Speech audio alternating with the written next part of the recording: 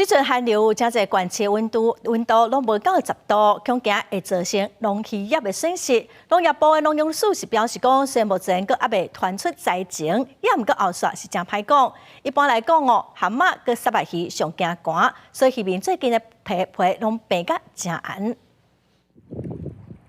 用蚵仔底气温水做水质的检测，就是要看敢有适合蛤蟆成长。最近寒流来，温林沿海连续几日天透早气温无到10度，当地渔民放井水提悬水温，有风沙白鱼寒死，毋过嘛烦恼影响到蛤蟆的成长。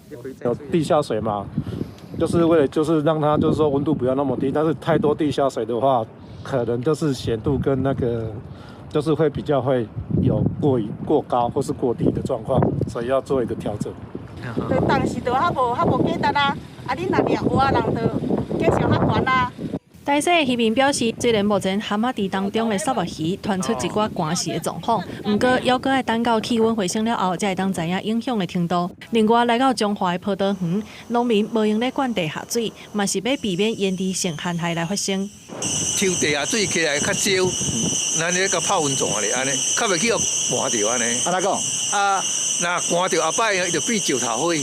会比较明显，可能在后面的这几天如果有温度回升的话，那灾害可能有一些呈现。那我们农药署会持续跟地方政府来密切注意。